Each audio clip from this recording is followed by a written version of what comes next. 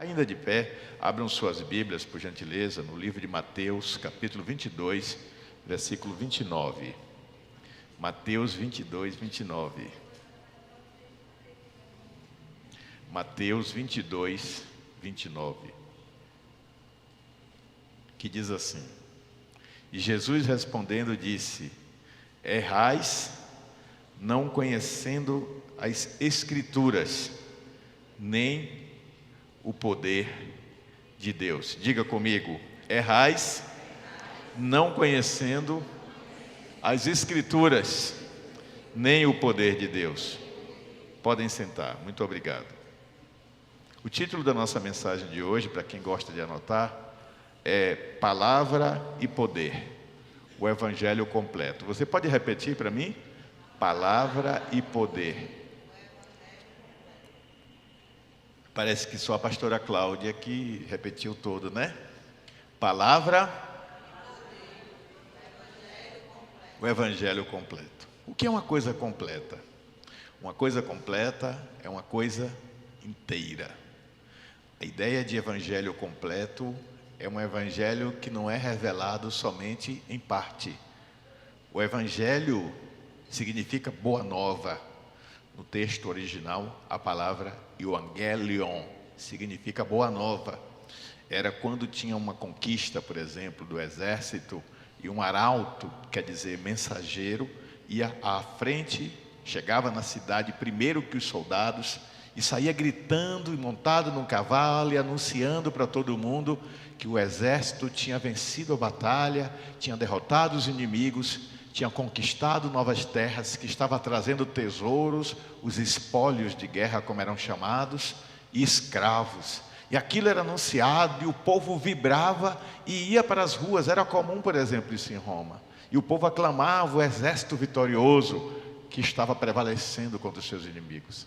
Jesus se apropria dessa palavra, e o significado dela é boa nova, porque era uma boa nova de conquista, e ele mostra num sentido implícito, quer dizer, não está explícito, que a nossa luta é espiritual. E se nós vencemos pelo poder do Evangelho, nós vencemos espiritualmente. Tempos mais tarde, o apóstolo Paulo, escrevendo aos crentes da cidade de Éfeso, está no livro de Efésios, ele vai dizer, no capítulo 6, a partir do versículo 10, que a nossa luta não é contra a carne, nem contra sangue, mas contra principados e potestades, forças espirituais da maldade nas regiões celestiais. Significa que o teu inimigo não é feito de carne e osso. O teu inimigo não é aquele parente que complica a sua vida, não é aquele colega de trabalho, não é conhecer as Escrituras, que a Bíblia chama a ela mesma de espada do Espírito. Ela é a arma de combate, ela é a arma de defesa. Olha que curioso, ela ataca e ela defende. Quando a espada inimiga vem contra você para te ferir, é com a palavra de Deus que você resiste. Foi com a palavra de Deus que Jesus resistiu ao diabo, em Mateus 4. Foi com a palavra de Deus que os homens que foram perseguidos através da história resistiram às investidas do diabo. Porque eu estou bem certo, como disse Paulo, que nem a morte, nem a vida, nem a altura, nem profundidade, nada pode nos separar do amor de Deus que está em Cristo Jesus. Imbuídos desta certeza, tomados por essa certeza, tomando posse dessa certeza, o Evangelho de Cristo só é completo quando ele envolve dois elementos básicos. O primeiro é a revelação da palavra. Diga comigo, revelação da palavra. O Logos. Logos quer dizer palavra. Logos é a palavra que está em João, capítulo 1. Enarquer ro logos. No começo era a palavra. E a palavra ali é Jesus. O Logos de Deus revelado é Jesus. Jesus é a palavra de Deus que se fez carne. A Bíblia diz que o verbo se fez carne. Verbo é uma das traduções para Logos, porque verbo quer dizer palavra em ação. Eu já expliquei aqui em outras ocasiões. Eu ando, eu corro, eu pulo, são ações. Então o verbo é a palavra em ação. E a Bíblia diz no capítulo 1 do Evangelho de João, que pela palavra foram criados o mundo e tudo que veio a existir. O Senhor liberou a palavra e trouxe as coisas à existência. Ora, Nós estamos falando da palavra da fé. Em Romanos 10, Paulo vai dizer aos romanos que é essa palavra da fé que nós pregamos. A palavra revelada, o Logos de Deus. Mas existe uma outra palavra que é rema, que tem um sentido de uma palavra com fim específico, com propósito específico, que revela o sentido sobrenatural do que Deus quer, pode e vai fazer na vida dos que creem. Tem alguém que crê aqui hoje? Tem alguém que crê aqui hoje? Vou perguntar de novo, tem alguém que crê aqui hoje? Certa vez uma mulher se aproximou de Jesus, pedindo que Jesus curasse a sua filha.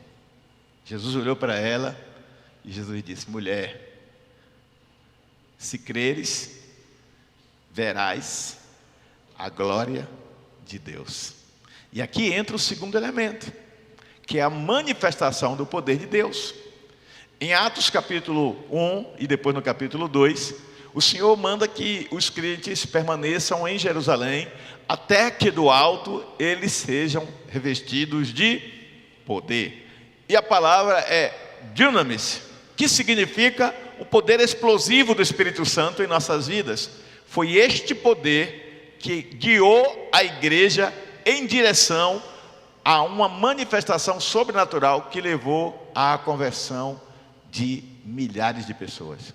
A Bíblia diz que Pedro pregou e em uma única pregação se converteram cerca de 3.000 almas. A pregação de Pedro foi tão poderosa que as pessoas foram arrastadas à conversão pelo poder do Espírito Santo. E a Bíblia diz que a igreja começou a crescer de uma maneira fabulosa. Está no livro de Atos. De uma maneira exponencial, um crescimento rápido. E daí a pouco era 5.000. Mas quando o Espírito Santo vem sobre eles, eles eram apenas 120. E o que eles estavam fazendo ali no cenáculo, aquela parte superior ali da casa? O que eles estavam fazendo? Eles estavam orando. Diga assim, cutuca a pessoa do seu lado e diga assim: eles estavam orando. Diga: nenhuma manifestação sobrenatural vem sem que primeiro busque a face de Deus. Diga: vida de oração é igual a vida de poder no Espírito Santo. Alguém aqui quer ter uma vida de poder no Espírito Santo? Então tenha uma vida de oração. Como é que é essa vida de oração? Como é que ela acontece? Como é que ela se desenvolve? Como é, meu pastor, que eu posso ter essa vida? Qual é o segredo? Bom, como eu disse, o Evangelho só é completo quando ele envolve palavra revelada, a palavra que está escrita, a palavra que nos foi dada para a nossa edificação espiritual, para o nosso conhecimento acerca de Deus, para a nossa orientação acerca de como nos conduzirmos na igreja e no mundo, e quando nós somos fortalecidos e consolados por esta palavra. Mas eu quero falar primeiro sobre a palavra como fonte de revelação da vontade e do propósito de Deus. Olha só, Jesus fala e a vida muda. Em João 4,50, versículo 50, ele diz: vai, o teu filho vive. Jesus tinha o poder de trazer à vida quem já morreu. A gente fica pensando que esses milagres não podem acontecer de novo. Eles podem, mas não é segundo a minha vontade. Uma vez eu estive num velório, aliás, já aconteceu 2 vezes, de eu ir em velório, em que um grupo de pessoas chegou e afirmou que a pessoa morta ia ressuscitar. E oraram, e a pessoa não ressuscitou. Porque não era o propósito de Deus. Deus não faz nada que não seja para a sua glória. Você ouviu bem o que eu falei? Deus não faz nada que não seja para a sua glória. Deus não vai fazer um milagre para a vaidade do homem, para a vaidade do pastor, para a vaidade da igreja ou de um crente em particular. Tudo que Deus faz atende a um propósito. Quando Deus ressuscita Lázaro através da palavra liberada de Jesus, a palavra é liberada, ele diz: Lázaro, sai para fora. Uma redundância. E a Bíblia diz que primeiro Jesus mandou que as pessoas fizessem a sua parte. Removam a pedra. Tem uma música famosa aí, de Aline Barros interpreta, mas a tradução, a música original não é nem dela. E essa música foi composta numa situação em que uma pessoa estava com uma enfermidade mortal, uma enfermidade que não tinha cura. E diziam que não tinha mais jeito para essa pessoa. E um dia, essa pessoa... Aliás, não, eu estou confundindo a história. É uma outra história. E essa pessoa, ele orou a Deus para que o milagre viesse na sua vida. Então ele entendeu que o que estava obstruindo o milagre era que ele ainda não estava crendo na plenitude da revelação da palavra de poder. E aí ele pediu que o Senhor removesse a pedra. E Lázaro, quando Jesus disse, remove a pedra, ele está dizendo que tem coisas que dependem de mim e de você. É você que tem que remover a pedra da incredulidade do seu coração. Por que nós não experimentamos hoje os mesmos milagres de outrora? Por que algumas comunidades precisam, entre aspas, fabricar milagres? E por que comunidades simples, lá em lugares esquecidos, nas periferias, nos interiores, no meio da selva, em lugares isolados do sertão, a gente ouve testemunho de milagres incríveis? Por que quando nós éramos bem menores, igreja bem menor, nós experimentamos milagres incríveis? De pessoas serem curadas de câncer e curadas de outras enfermidades.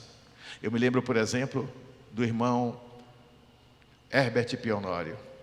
Ele tinha uma doença na coluna. Eu não sei se a mãe dele está aqui. Isa está aqui hoje?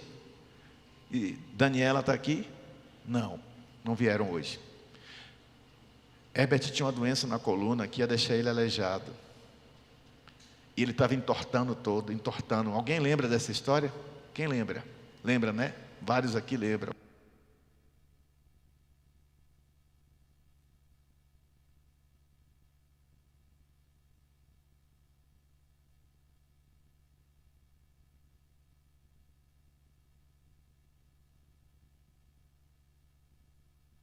Eu estava dizendo, o irmão estava se entortando todo. Ele tinha essa doença, que ele nasceu com essa doença, e ele ia ficar deficiente. Eu esqueci o nome agora. E a gente fez uma campanha na igreja, que é uma coisa que a igreja precisa: sofrer com os que sofrem, chorar com os que choram, ser solidária. Isso é que é ser igreja. E a gente fez uma campanha e nós compramos um aparelho que era caro na época, que era uma espécie de colete, que ele tinha que usar daqui até aqui, e ele andava todo duro. Ele ia para a escola, e zombavam dele, chamavam ele de robô, de um monte de coisa. Era bullying que ele sofria. Mas eu conversava com ele que não se importasse. Ele começou a ir para um hospital de Salvador chamado Sara Kubitschek, que tem em vários lugares do Brasil, que é especializado em doenças da área ortopédica. E começaram a tratar desse menino e disseram que ele ia levar alguns anos, se eu não me engano, 9 anos, usando o aparelho. Mas para a honra e glória do nome do Senhor Jesus, dê um glória a Deus antecipado aí. A igreja entrou em guerra e batalha espiritual por aquele menino. E quando ele foi para a segunda consulta em Salvador, aí o médico virou e disse assim: o que foi que houve com esse menino? Porque ele não precisa mais do colete. Hoje Herbert é casado, tem a vida dele, é engenheiro mecânico, está seguindo a carreira dele, a vida dele, é feliz e realizado, porque experimentou um milagre em sua vida. Quando a palavra é liberada, ela libera sobre nós a convicção de que as coisas podem acontecer no mundo físico, a partir da certeza que eu tenho delas no mundo espiritual. Diga: primeiro, as coisas têm que ser geradas no mundo espiritual, para então acontecerem no mundo físico. Por quê? Porque fé é firme fundamento das coisas que não, e prova das coisas que se. Então, é convicção e é base de sustentação, é alicerce. E quando eu me movo pela palavra, nessa compreensão de que eu preciso conhecer as Escrituras para conhecer o plano e o propósito de Deus e não me desesperar se as coisas não saem como eu quero, eu vou ser um crente bem-sucedido. Pergunta a pessoa do seu lado: você quer ser um crente bem-sucedido? Quer? Não viva em ansiedade, aprenda a descansar no Senhor. Entrega o teu caminho ao Senhor, confia nele, porque o mais Ele fará. É descansar no Senhor. E quando Jesus disse: errais não conhecendo as Escrituras e nem o poder de Deus, essas duas vertentes mostram que a pessoa que não conhece esses dois lados da manifestação do Senhor, ele vai fracassar. Ele vai tentar compreender a fé e a experiência espiritual em uma perspectiva meramente humana, intelectual, racional. Aquilo que escapa à compreensão lógica, ele não vai conseguir entender.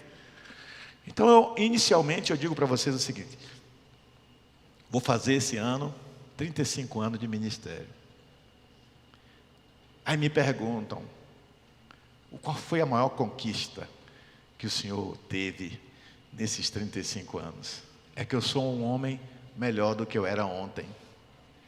Porque as experiências vão calejando a gente, espiritualmente falando, vão ajudando a gente a amadurecer, a não se desesperar com coisas menores, a não se inquietar quando as coisas não se encaixam dentro do padrão do que a gente acha que é o correto. Tem tantas coisas acontecendo na vida de vocês e na minha, que não é como a gente queria, sim ou não? E se nós não entendermos as coisas dentro de uma perspectiva espiritual, como é que nós vamos nos mover nesse mundo? Vamos nos mover cheios de sentimento de frustração, sentimento de fracasso, tristeza. Em alguns casos isso se desdobra em crises de ansiedade, depressão, isolamento, esfriamento da fé, vontade de não vir mais para a igreja, porque vir para a igreja ou não vir não faz diferença. Tudo que acontece aqui é só mecânico, já não há mais um viver espiritual, não há mais um transbordar de vida na presença de Deus, não há uma busca mais genuína do Espírito Santo, porque a palavra não habita mais em mim. Mas quando a palavra de Deus habita em vós, habita em mim, quando a palavra de Deus é o meu alimento, quando a palavra de Deus é a razão da minha existência, quando a palavra de Deus é o meu sustento, quando a palavra de Deus é a luz que ilumina o meu caminho, quando é lâmpada para os meus pés e luz para o meu caminho, o meu viver passa a ser baseado na essência da palavra. Porque assim como eu estou vivo, porque eu como todos os dias, eu me alimento, eu preciso entender que no mundo espiritual, sem a palavra, eu sou um desnutrido espiritual. E está cheio de gente desnutrida. Está cheio de gente raquítica espiritualmente. Gente que está à beira da morte espiritualmente, porque não se alimenta mais da palavra. Alguns até a leem, mas a leem como quem lê um romance, como quem lê uma bula de remédio, como quem lê um livro de receita, como quem lê um livro de magia, como quem lê um livro de frases de efeito, como quem lê um livro de autoajuda. E a Bíblia não é nada disso. A Bíblia é a palavra revelada de Deus para a nossa vida. Ela diz respeito aos planos e propósitos do Senhor para a nossa existência aqui na terra e aponta para o futuro sobre o que nos espera em Cristo Jesus. O que espera aqueles que creem. A palavra, portanto, ela penetra a alma, restaura, traz perdão e traz esperança. Ela também é a palavra que suscita em nós a visão sobrenatural do que está por vir antes que aquilo venha. A Bíblia relata a história do centurião. O centurião era o chefe de uma centúria, 100 soldados. Ele foi a Jesus e disse: Senhor, cura meu servo. Eu tenho um servo lá, um escravo. Era um escravo. A palavra traduzida é servo, mas era um escravo. Imagina um senhor. Hoje não temos escravo, mas imagina naquele tempo um senhor se deslocar da sua cidade até Jesus, porque soube que Jesus estava naquela cidade, para pedir que ele cure um escravo. É porque esse escravo era especial. Era um escravo que era como um filho para ele. E ele disse: Senhor, cura este escravo. Mas o curioso é que esse homem que pediu isso, ele não era judeu, ele era romano. E os romanos não adoravam Jeová. Os romanos adoravam seus deuses, Marte, Vênus, e por aí vai. Ele tinha os seus deuses. Jesus não virou para ele e disse assim: você está me pedindo para eu curar o teu servo, mas você não é nenhum de nós? É assim que muita gente age quando uma pessoa não é evangélica pede oração. Uma pessoa católica, uma pessoa do candomblé, uma pessoa, seja de que religião for, ou até sem religião. Tem pessoas evangélicas que a primeira coisa que diz: você tem que primeiro aceitar Jesus. Não, senhor. Você não foi chamado para manifestar o poder de Deus na vida das pessoas que são crentes. Você foi chamado para manifestar o poder de Deus no mundo, a fim de que as pessoas, vendo as boas obras de Deus, através da sua vida, glorifiquem o teu Deus que está nos céus. Quem recebe essa palavra? Então não pense que é para a sua glória ou para a sua vaidade, seu sentimento de autorrealização, para a glória de Deus. Paulo vai dizer: quer comais ou bebais ou façais outra coisa qualquer, fazei tudo para a glória de Deus. Então diga: a palavra revelada não é só para mim, é para todos.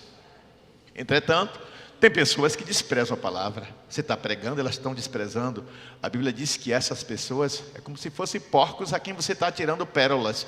Pérola tem grande valor, mas se você jogar pérola para o porco, não tem valor nenhum. Então Jesus disse: não jogue pérola aos porcos. Existem pessoas que você vai pregar e elas não querem ouvir. Você insiste e elas não querem ouvir. Jesus disse: sacuda o pó e siga. Você já fez a sua parte, você levou a palavra. Ore para que ela de algum dia, de algum modo se quebrante, mas vai levar a palavra a outro. Jesus nomeou 70 discípulos. Antes de nomear só os 12, ele nomeou 70 para ir de 2 em 2, de cidade em cidade, percorrer Israel inteirinha, fazendo sinais e prodígios. E a Bíblia diz que eles foram de 2 em 2. E sabe quem foi um desses 2? Judas. Judas estava entre os 2.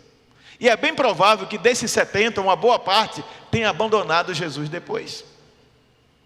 E você pira quando alguém sai da igreja e você encontra essa pessoa na porta de um bar, ou vê uma postagem na internet fazendo coisas ridículas, e você diz: como pode ser? Eu caminhei com essa pessoa, eu vi Deus usar essa pessoa na igreja. Sim, você viu, e Deus usou mesmo, enquanto a pessoa deu espaço. Mas no momento que ela deixou de dar espaço, o espírito das trevas encontrou espaço na vida dela. Por isso a Bíblia diz: não deis lugar ao diabo.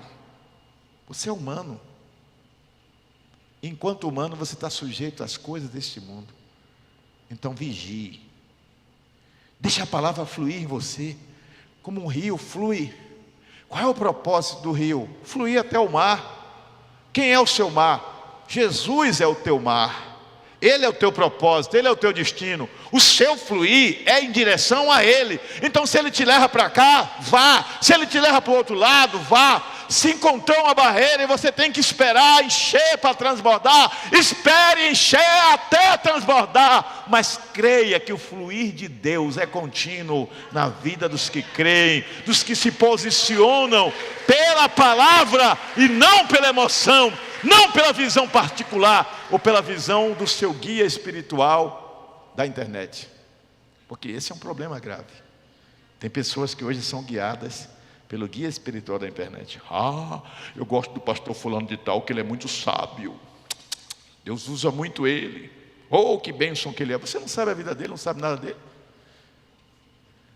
Você às vezes menospreza o pastor da sua igreja, os irmãos da sua igreja que ministram a palavra, aquele que te acompanha, que te consolida, que te visita, que ora por você, que te aconselha, o líder da tua célula, teu consolidador, teu conselheiro, teu amigo e irmão que está sempre do seu lado, para valorizar um estranho que você nem conhece e que cria uma doutrina diferente do que você crê, mas é o que a sua alma quer. Esse pregador aqui, ele não é tão radical não, ele é tolerante, ele aceita isso, isso e isso, eu gostei desse. É como quem vai no supermercado, compra o que quer, ou num restaurante de comida popular, escolhe a comida que quer. Só que com a palavra de Deus não é assim. Você não come o que quer, você não bebe o que quer, você faz o que o Senhor da obra quer, você faz o que o Senhor da sua vida quer, você vive nessa terra enquanto Ele quiser, e você tem consciência de que você existe para o louvor da glória dEle. Quem toma posse dessa palavra? Glória a Deus.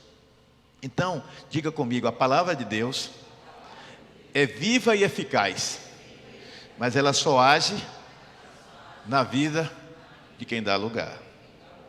Paulo reforça isso em Romanos 1,16, quando ele diz que o Evangelho é o poder de Deus. Paulo, pela palavra, revela que o Evangelho é o poder de Deus, é o dinamis de Deus, é a manifestação poderosa de Deus na vida do homem. E aí ele vem pelo Espírito Santo, ele entra na alma do homem e ele convence o homem de 3 coisas: do pecado, da justiça e do juízo.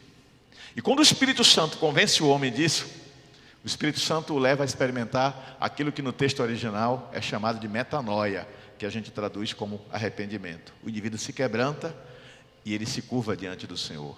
Se não fisicamente, espiritualmente. Ele se rende. Então, quando a gente fala assim, quem quer aceitar Jesus, na verdade, o que a gente está dizendo é quem quer se render a Jesus. Quem quer parar de resistir a Ele. Quem quer deixar de resistir ao chamado do Espírito Santo. O apóstolo Paulo, quando estava caminhando no deserto para perseguir os cristãos, e a luz se manifestou e uma voz falou com ele: Saulo, Saulo, por que me persegues? Ele disse: quem és tu, Senhor? Ele disse: eu sou Jesus Nazareno, a quem tu persegues. E ele retruca, ele disse: mas quando foi que eu te persegui? Em outras palavras, ele estava dizendo: eu nem te conheci, Jesus, como é que eu te persegui? Mas a voz de Jesus disse a ele: quando perseguiste a um dos meus pequeninos, a mim perseguistes. Por inferência, podemos dizer que quando fazemos o bem a um dos pequeninos, a Jesus o fazemos. Aí vem Mateus capítulo 25. E aí Jesus Cristo disse que naquele dia ele dirá: vinde benditos do meu Pai, para o reino eterno que vos está preparado desde a fundação do mundo. Porque o Senhor, Ele conhece o passado, o presente e o futuro. Ele já sabe quem são os dele. E Ele diz: vinde, porque quando eu tive fome, me deste de comer. Quando eu tive sede, me deste de beber. Quando eu estava nu, me vestiste. Quando eu era forasteiro, me acolheste. Quando eu estava preso, foste lá me ver na prisão. Sede, fome, prisão, peregrino, esquecido, acolhido.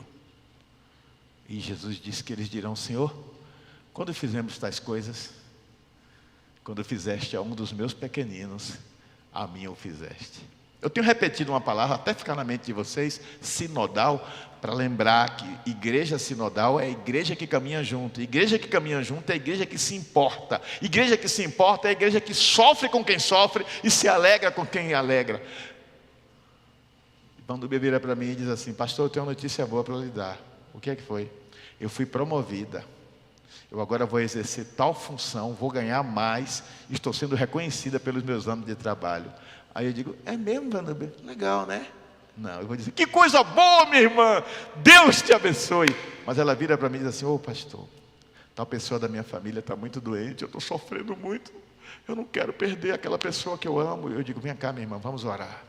Eu sofro junto, eu choro junto. A Bíblia diz que devemos nos alegrar com os que se alegram e chorar com os que choram. A palavra nos revela a necessidade dessa conexão espiritual com o irmão que está aí do seu lado. Às vezes não é ele, é alguém da família dele que está doente. E você tem que sentir a dor como se fosse sua. Isso é que é ser igreja de Cristo. Quem diz amém a essa palavra? Quando a igreja começa a se identificar com a dor do outro e se alegrar com a alegria do outro, ela está sendo igreja na sua plenitude. Ela pode não ter o templo mais bonito, pode não ter o serviço de som mais interessante, ela pode não ter um bocado de coisas materiais que muitas igrejas têm, graças a Deus porque elas têm. Mas se ela tem o amor de Cristo fluindo dentro dela, ela é a igreja segundo a vontade de Deus. Cuidado. Não caia na cilada que muitos caem, de confundir que igreja boa é igreja que tem estrutura. A estrutura ajuda no serviço. Repete isso comigo: a estrutura ajuda no serviço. É como imaginar que você casou, você mora numa boa casa, tem bons móveis, tem um carro, tem um bom emprego, graças a Deus por isso. Mas a pessoa que não tem carro, não tem moto, não tem bicicleta, anda a pé, mora numa casa bem simples, bem humilde, alugada, e falta ainda alguns móveis, mas tem muito amor, ela tem a base principal da estrutura para que as outras coisas venham. Mas se ela tem toda a estrutura física e ela não tem a essencial, que é o amor que deve existir entre um casal, então esse relacionamento não vai muito longe, ou se for longe, não se sustenta. Você precisa entender um paralelo da visão de relacionamento familiar do seu relacionamento com Deus. Quando você tem intimidade com Deus e você coloca Deus como prioridade e a sua palavra como a sua base de orientação primária, primeira, então tudo se reforça dentro de você pela manifestação sobrenatural do Espírito Santo. A palavra de Deus é mais penetrante do que uma espada de 2 gumes que corta dos 2 lados, capaz de fazer a divisão entre alma e espírito, O Senhor separa o que é emoção daquilo que é espiritual, daquilo que é sentimento com aquilo que é revelação. E aqui eu passo para o segundo ponto. Primeiro ponto, o poder da palavra revelada. O poder do milagre. O que é um milagre? O milagre é uma manifestação que não tem explicação natural. Toda vez que um fato acontece que extrapola a explicação lógica natural, ele é chamado de sobrenatural. E isso é milagre. É quando alguém é curado, é quando um demônio é expulso de alguém, é quando uma pessoa está na sarjeta do pecado, destruído, nas drogas, na imoralidade, seja lá no que for, e Jesus restaura aquela vida e traz para o centro do seu querer. Isso é um milagre. Milagre não é somente cura física.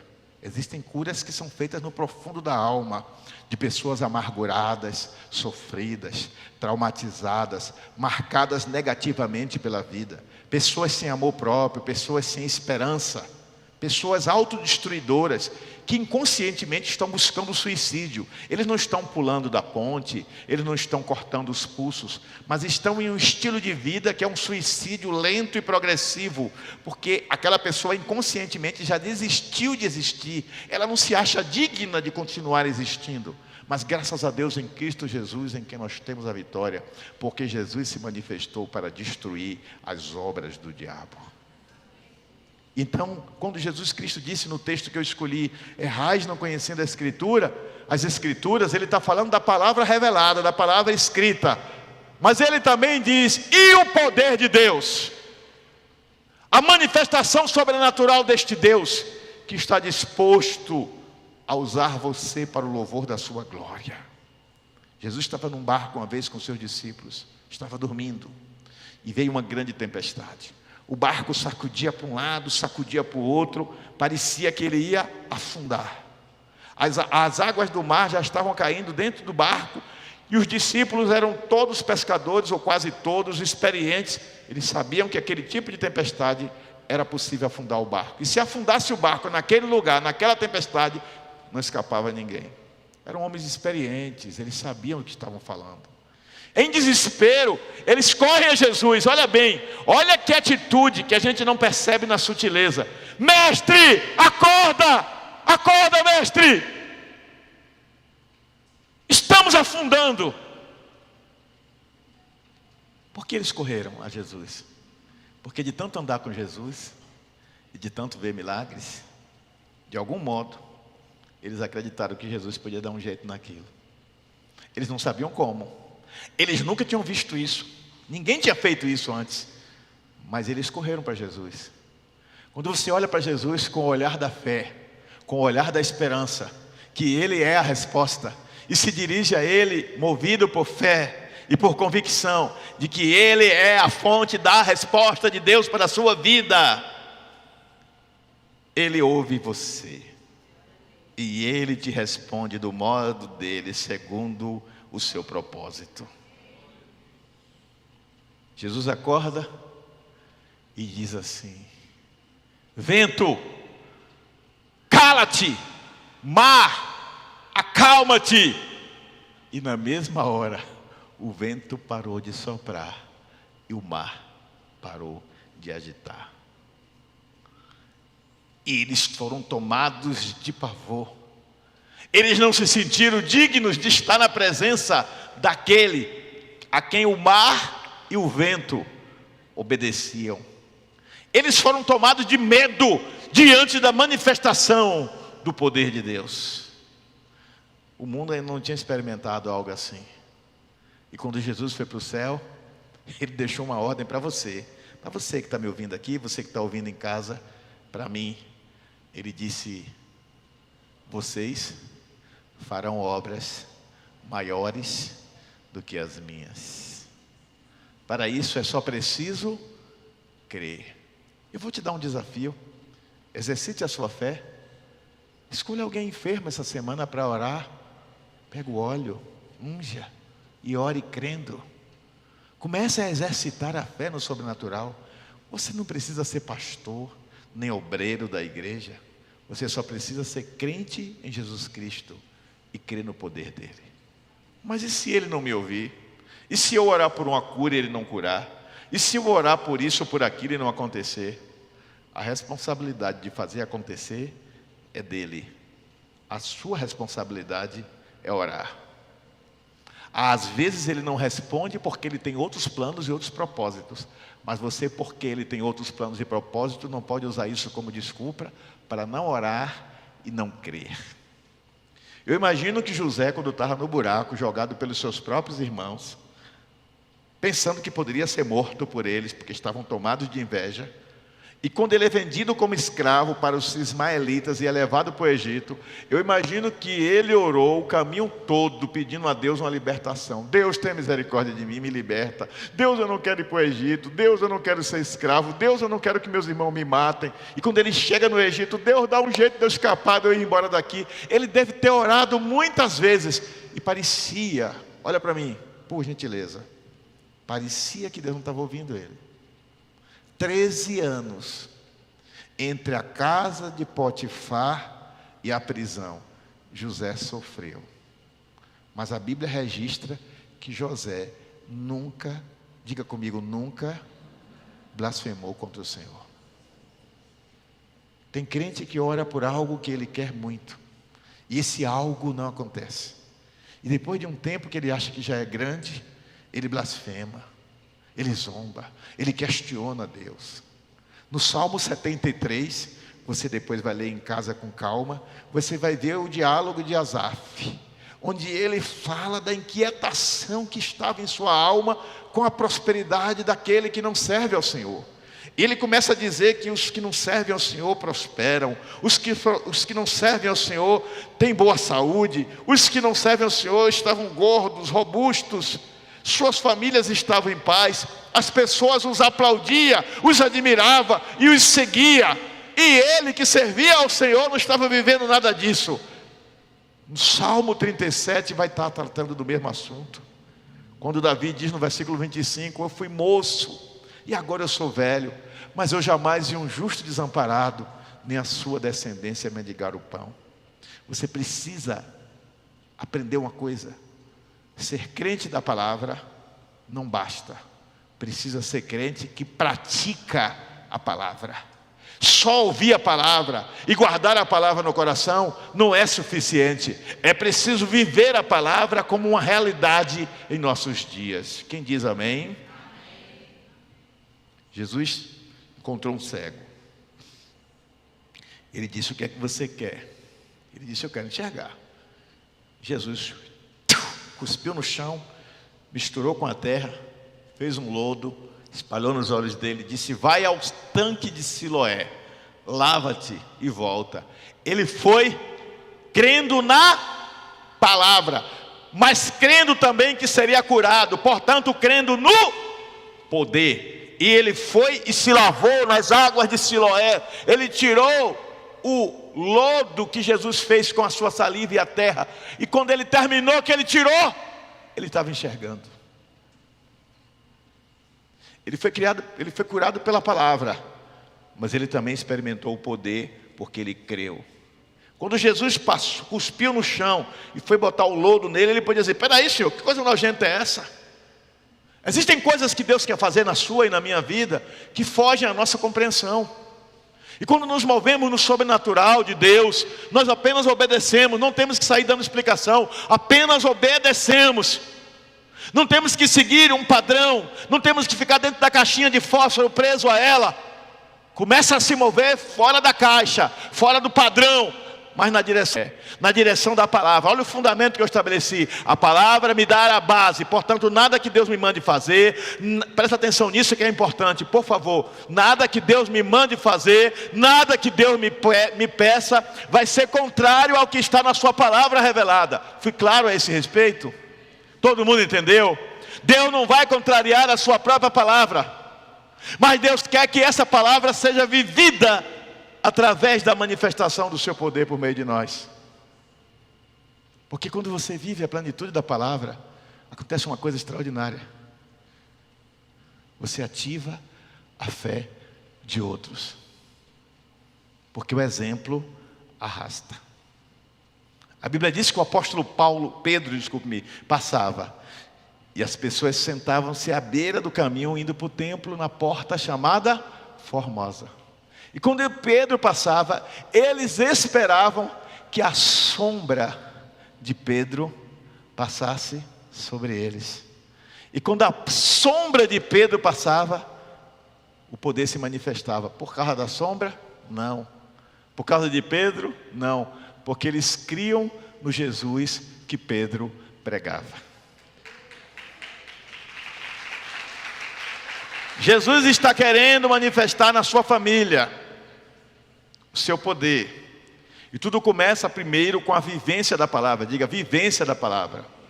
Então aquele que odeia, para de odiar. Aquele que tem mágoa, libera o perdão. Aquele que é ferido, peça o tratamento de Deus. Deus não usa feridos para tratar outros feridos. Deus não usa um doente para tratar outro doente. Deus quer te curar, te tratar, para usar você para tratar outras pessoas. E uma coisa curiosa, muito interessante, que eu tenho aprendido ao longo dos meus quase 35 anos de ministério, é como Deus é pródigo, como Deus é maravilhoso em usar pessoas que foram feridas numa área específica para tratar de pessoas daquela área específica. Exemplo, alguém foi dependente de drogas, de substâncias, ficou um tempão escravizado nisso. Aí a pessoa vai para o centro de recuperação, se liberta, e depois aquela pessoa é usada por Deus para libertar outros. Alguém viveu uma vida de promiscuidade, perdição, aí é salvo, e Jesus usa essa pessoa para trazer outros na mesma condição para os caminhos dele. Porque quando você conhece a verdade vem revelada pela palavra. Quando a palavra de Deus habita em vós, aí você derrota o inimigo pelo poder da palavra. Então ele não tem mais poder sobre você. O apóstolo João, escrevendo, ele diz assim: jovens, e jovens ali, gente, não tem a ver com idade cronológica, tá? Jovens ali, não é para jovem que é novinho ainda, não é disso. Está falando de idade espiritual. Na Bíblia, no livro de João, principalmente nas cartas de João, é filhinhos, pais e filhos. Quando ele fala filhinhos, ele está falando novo convertido. Filhos é um crente que já tem uma certa maturidade. E pais são os mais maduros espiritualmente. Mas quando ele diz especificamente jovens, ele está falando não é só para jovens de idade cronológica, não. Ele está falando para os jovens na fé também. Eu vos escrevi porque sois fortes.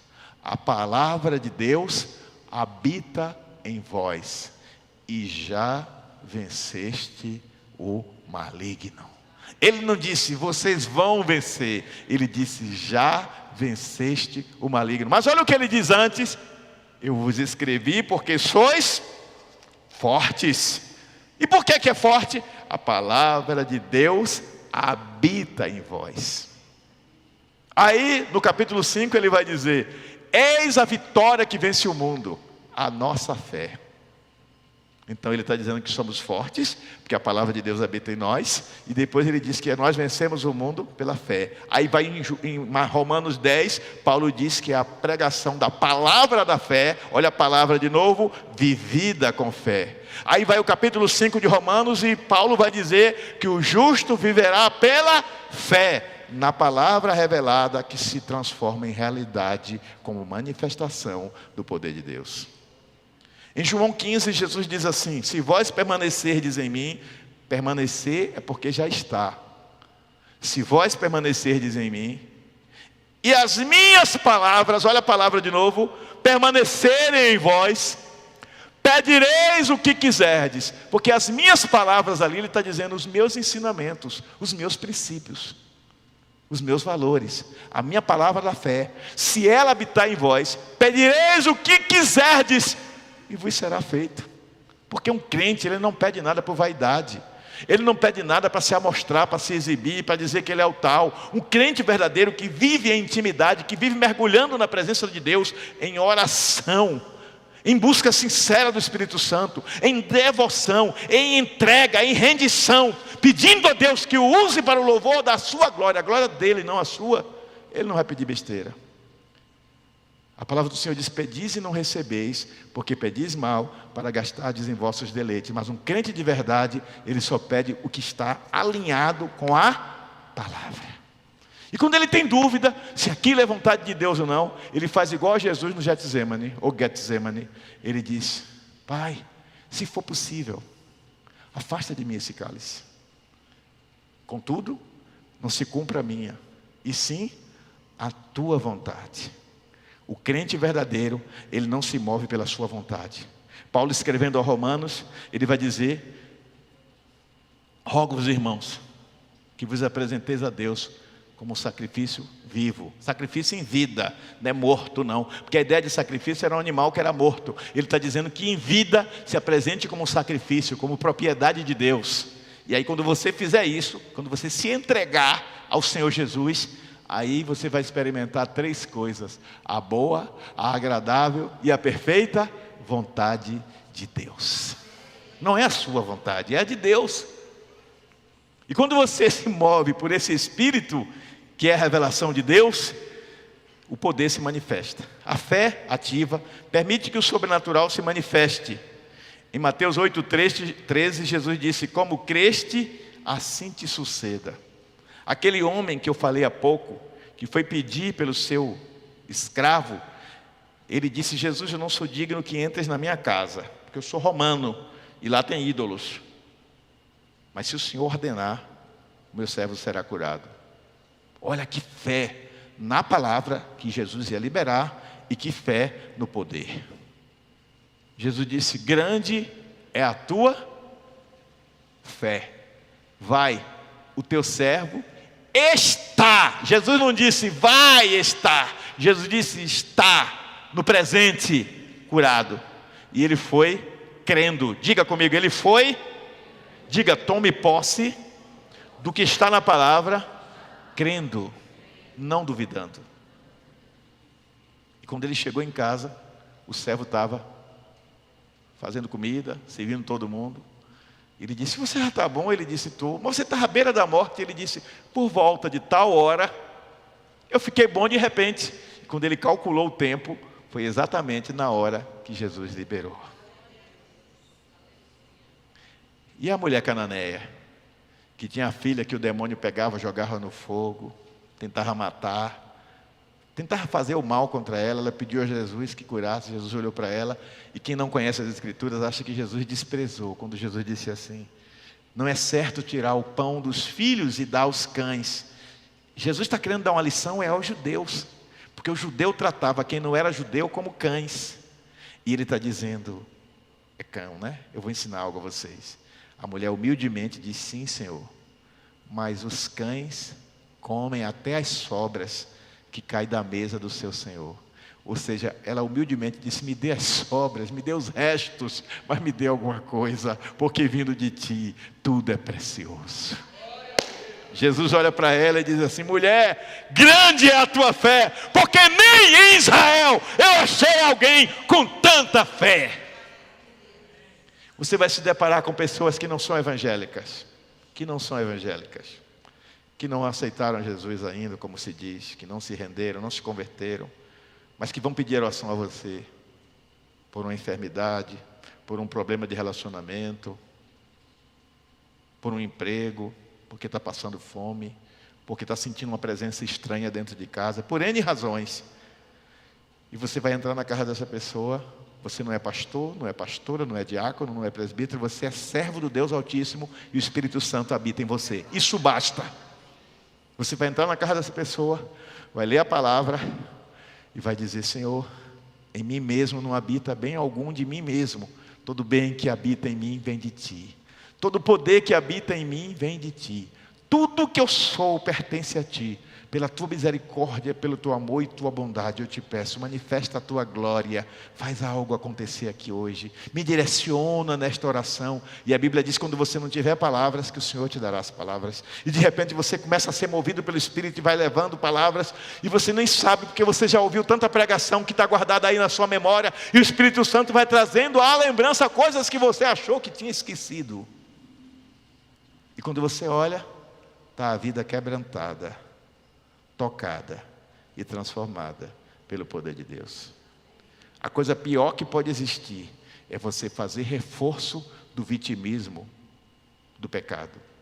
O pecado veio para destruir o homem, mas Jesus Cristo veio para trazer vida e vida em abundância. Revele à pessoa que você ama, ao amigo, ao vizinho, ao parente, ao colega de trabalho, de faculdade, seja o que for, a plenitude do Evangelho, mas faça-o com doçura, faça-o com acolhimento, porém com firmeza na fé, para que aquela pessoa seja inspirada na sua fé a crer no sobrenatural, no poder de Deus. Você crê nisso? Quem crê, diga amém. Mas também dentro dessa visão, milagres podem trazer curas, libertações, ressurreições, demonstrando o poder do reino. Mas ainda o maior milagre é ver uma vida rendida aos pés de Jesus. Quando aqueles 35 grupos, os 70 de Jesus, de 2 em 2, 35 grupos saíram, a Bíblia diz que quando eles voltaram, eles estavam orgulhosos, vaidosos. Senhor, nós oramos, curamos enfermos, expulsamos demônios, até os demônios se sujeitaram a nós. Jesus Cristo olha para eles e ele não bate palminha e diz, muito bem, que coisa linda. Quem precisa de adulação é gente fraca. Quem precisa de puxa-saquismo é gente fraca. Você que é crente não precisa que ninguém fique te adulando, te elogiando, te engrandecendo. Aquele que tudo vê te recompensará, dará o seu galardão no tempo certo. Para de ficar esperando o reconhecido dele. Louve-o por você ser instrumento dele. Jesus diz assim, olha, alegrem-se, não porque os demônios se submetem a vocês, mas alegrem-se porque o nome de vocês está escrito no livro da vida. Alegre-se porque você é salvo. Alegre-se porque o diabo não pode te tocar. Alegre-se porque você é propriedade de Deus, sacerdócio santo, nação santa, povo adquirido. A minha alegria maior deve ser o pertencimento ao Senhor. Porque quando eu tenho uma alegria de pertencer ao Senhor, o mais é mais. Na época da perseguição na China, dois homens foram presos pelo regime chinês. Ainda tem perseguição lá, mas diminuiu um pouco. E aí, na prisão, eles sabiam um código Morse. Aquele código que dá as batidas e as pessoas vão interpretando as letras. E eles conversavam por código Morse. E um deles disse assim, é um inferno estar sozinho nesta cela. Cada cela só tinha um preso. O outro era crente.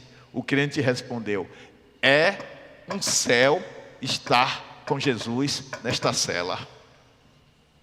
Os dois estavam numa cela sozinhos. Um disse que era inferno estar sozinho, mas o outro disse é céu estar com Jesus. Porque quem serve a Jesus de verdade, experimenta o seu poder e vive pela palavra, nunca deixa de experimentar a doçura da sua presença.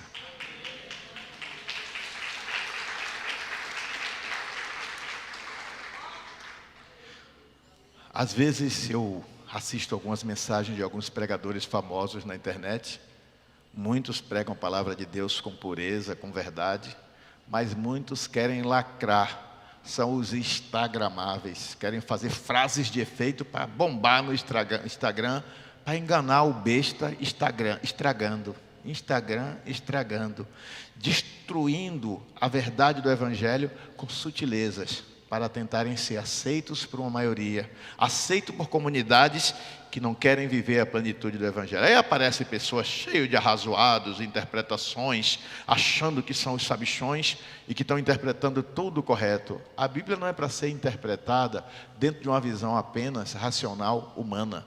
A Bíblia tem um princípio da tradução da Bíblia, da interpretação da Bíblia, me desculpem, que é o princípio da hermenêutica, que é a arte de interpretação literária. Existe a interpretação geral, que você faz em qualquer tipo de literatura, a hermenêutica literária, mas quando se trata da Bíblia, a gente chama de hermenêutica bíblica. São regras básicas para a interpretação. A hermenêutica bíblica, ela ensina que a Bíblia, ela explica a si mesma. Ou seja, a Bíblia não vai ser contraditória com ela. Até quando a gente não entende, a gente começa a estudar com humildade, com sinceridade, com o coração aberto, aquilo que a gente não entende, a própria Bíblia explica. Eu vou dar um exemplo.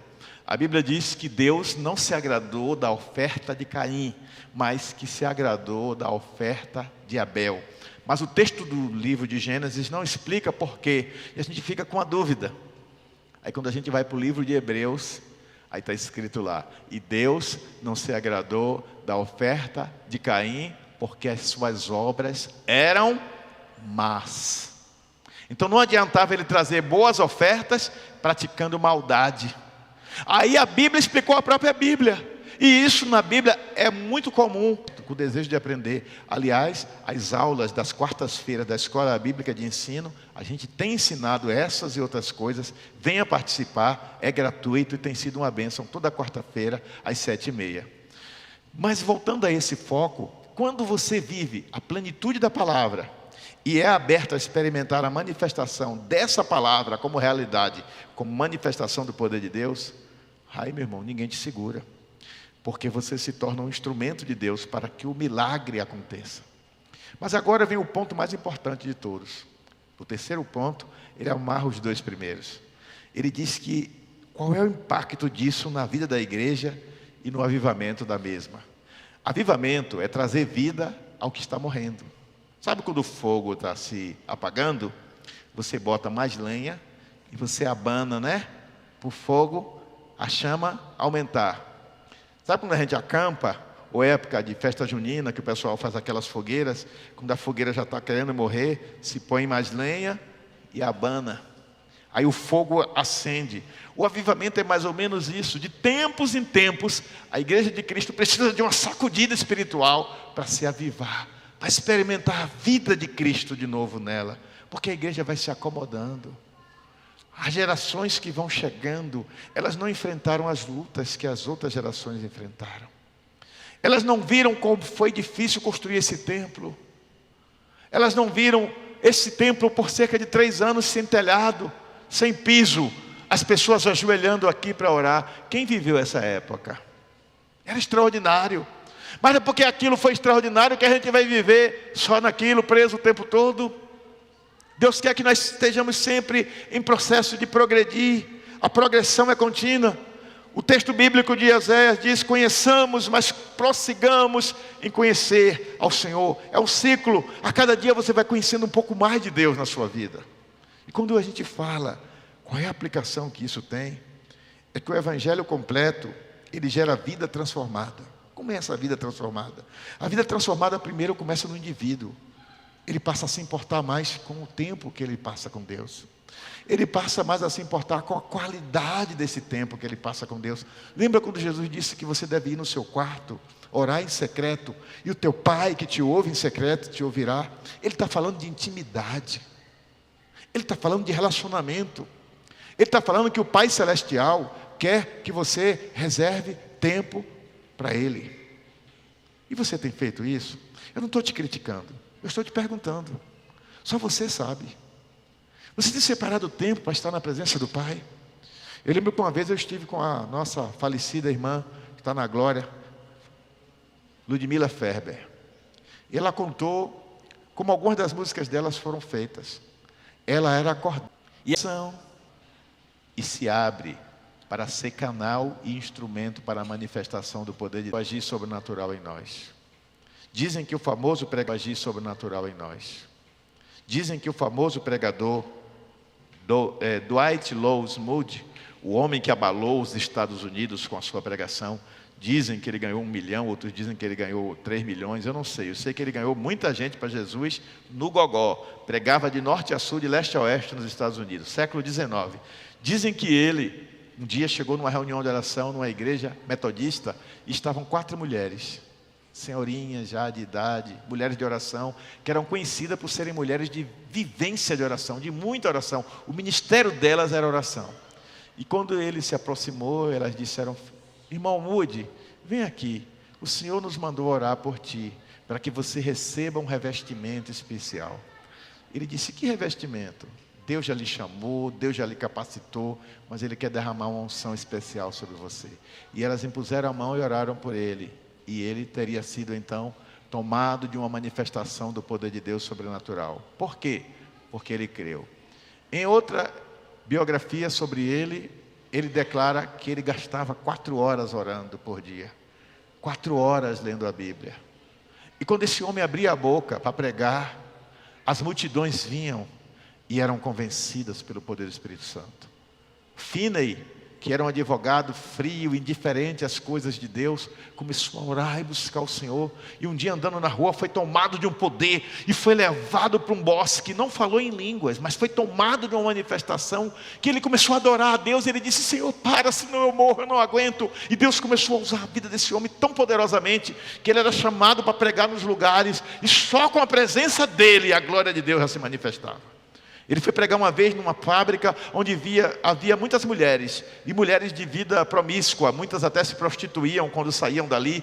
E a Bíblia diz que à medida que ele ia passando, as mulheres iam se curvando e adorando a Deus e se rendendo a Jesus sem nem ouvir a palavra. Semelhante à sombra de Pedro. Eu quero profetizar que nesta igreja nós vamos ver uma geração de homens e mulheres assim, que só em estar num lugar, a presença deles vai evocar, vai chamar a presença de Deus. As pessoas vão olhar e dizer: rapaz, vamos parar com isso aqui, olha quem chegou, Ernesto. Não sei o que tem, rapaz, quando Ernesto chega eu fico todo sem graça. Tem um mistério na vida daquele homem. Aquele homem vive com Deus, tanta intimidade, que quando ele chega a gente sente que Deus chegou junto. A pior coisa do mundo é quando você conversa com alguém e você fala o nome de um irmão ou de uma irmã, e você ouve a seguinte resposta: quem? Fulano? É crente? É. Só se for do céu, da boca da onça, meu irmão. Porque tu não sabe como ele se comporta. Aí diz o comportamento do crente fora do ambiente da igreja. Isso é uma vergonha. Mas é orgulhoso. É bom demais quando você ouve dizer: quem? Natanael? Aquele é crente mesmo, viu? Pense um homem sério. Eu ouvi isso de vários irmãos já, mas eu vou citar um que já partiu para não envadecer os que estão aqui hoje, e mulheres também. Irmão Saul. Cansava de ouvir as pessoas dizerem: Saul, aquele ali é crente mesmo, viu? Deus já levou. Porque Saul tinha um testemunho. Uma vez um rapaz me contou, surgiu uma oportunidade de fazer uma falcatrua. Ele trabalhava numa empresa pública e surgiu uma oportunidade de fazer uma falcatrua.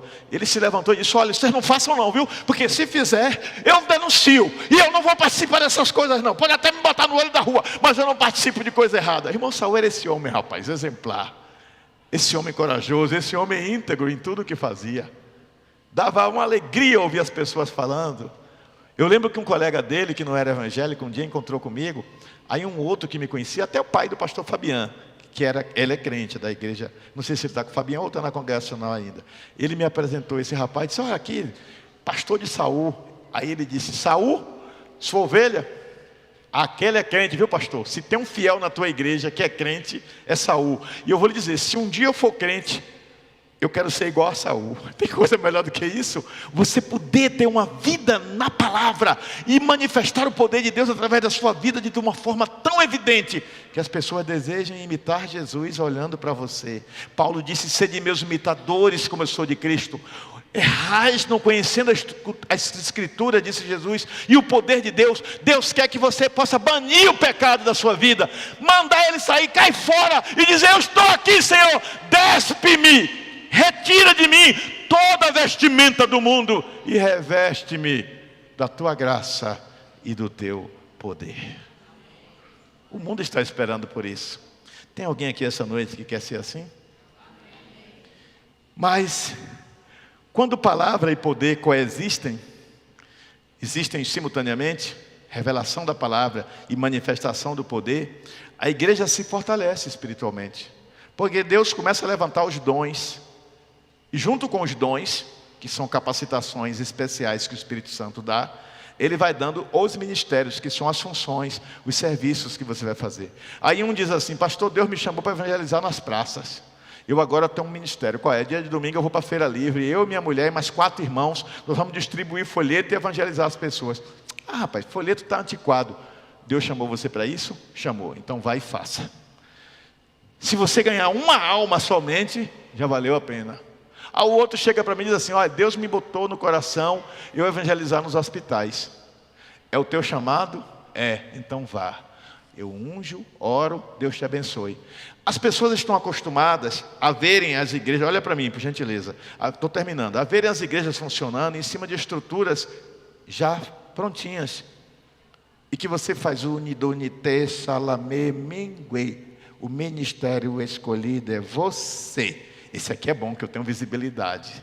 Ministério de intercessão é bom, mas quem sabe quem é o grupo? Quem aqui sabe quem são as pessoas do Ministério de Intercessão que toda terça-feira de tarde está aqui orando por mais de 1 hora? Quem sabe os nomes? A minoria, mas existe. Está aqui orando por você, orando por mim, orando pela igreja toda. Não quer dizer que todos não oram não, mas existe um Ministério de Intercessão. Quantos aqui sabem quem são todas as pessoas do Ministério de Recepção?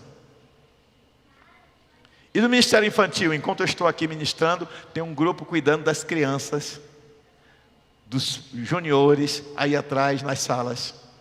Você sabe quem são? Muita gente nem sabe. Às vezes olha assim, tem cadeira vazia porque tem gente lá atrás trabalhando. Se botasse todo mundo aqui dentro, lotava. Às vezes a gente termina o culto, vai embora, ninguém sabe da vida de ninguém. Você sabia que tem pessoas que se preocupam em saber quem está passando dificuldade, que às vezes procura, pastor, dá para a gente fazer uma campanha, levantar uma cesta básica para irmão fulano, para a irmã fulana que está passando por tal situação. Quando a igreja se mobiliza pela palavra e se permite ser instrumento de manifestação do poder de Deus, Deus levanta, Deus desperta, Deus suscita, Deus faz aparecer os ministérios e os dons naturalmente pelo agir do Espírito Santo. Quem crê nisso? É essa igreja que eu busco. Uma igreja que viva no espiritual e que experimente o sobrenatural. Atos capítulo 13 diz que a igreja estava reunida orando para conhecer os planos e propósitos de Deus. Então disse o Espírito Santo à igreja: separai-me a Saulo e Barnabé para uma obra para a qual os tenho chamado. Deus não disse o que era. Deus só disse: separe-me Saulo e Barnabé. Você sabe quem era Saulo e Barnabé dentro da igreja? Eram doutores da igreja. Havia na igreja mestres e doutores, e eles estavam entre esses. Eles eram pessoas importantes, de destaque. Eles eram essenciais para o ensino, para a doutrina da igreja. Mas Deus separou os melhores. Deus não quer o refúgio, Deus quer o melhor. E disse: separe-me os melhores aí e manda para o campo missionário. Aí foram para as cidades, foram apedrejados, foram surrados, foram perseguidos, foram presos. Eles poderiam dizer: lá em Antioquia nós éramos medalhões na igreja, éramos destacados. Olha para que a gente veio, irmão Paulo, sofrer perseguição. O servo fiel, que se move pela palavra e que é uma pessoa que se permite ser instrumento da manifestação do poder de Deus, ele não teme nada, ele vai onde Deus manda e faz o que Deus quer. É essa igreja que eu quero viver. É essa igreja que eu quero experimentar, é essa igreja que eu desejo que você seja parte dela. E para encerrar esse tópico, 1 Pedro capítulo 5, versículo 8, o apóstolo Pedro nos dá uma advertência importante sobre como viver o equilíbrio entre palavra e vida no sobrenatural. Eu quero esclarecer, antes de falar disso, que essa mensagem aqui é como se fosse uma introdução para um tema que eu quero abordar com mais profundidade, sobre o que é viver no sobrenatural. Eu quero mergulhar mais fundo nisso. Eu quero pegar a experiência do Novo Testamento e ensinar vocês, para que vocês não sejam enganados por ventos de doutrina, porque na internet está cheio disso. Cheio de gente que pega um versículo solto, cria uma doutrina e as pessoas ficam confusas, me mandando mensagem, me ligando, me procurando para tirar dúvida de coisas que não deveriam precisar mais, se tivessem atentas ao ensino da palavra. Então, em 1 Pedro, capítulo 5, versículo 8, ele diz: sede sóbrios e vigilantes. A palavra sóbrio é uma palavra aqui que é o equivalente ao contrário de bêbado. Uma pessoa que está embriagada, ela não tem equilíbrio, ela anda para um lado, ela anda para o outro, porque o cerebelo está comprometido pela substância tóxica, que é o álcool. Para quem não sabe, o álcool é uma droga. E aí, o cerebelo comprometido, ela fica sem equilíbrio, e ela fica tonta. Mas o apóstolo Paulo está dizendo: seja sóbrio, seja capaz de discernir as coisas como elas são. Seja lúcido. Esteja atento a tudo o que está acontecendo. E aí o apóstolo Pedro vai dizer, não Paulo, mas Pedro vai dizer, que o diabo, ele anda em derredor. Olha só para cá. Aqui é você. Olha, aqui é você. Em redor está o anjo do Senhor, acampado em volta dos que obedecem e amam a Jesus. Quem recebe? Mas em derredor, ao redor do redor, está Satanás, rugindo Eu não ouvi. Como um leão. Ele não é leão. Ele ruge como leão para enganar os tolos. Mas leão só tem um. É o leão da tribo de Judá, que é Jesus. E quem conhece a sua voz, ele disse: eu sou o bom pastor. As minhas ovelhas ouvem a minha voz e me seguem.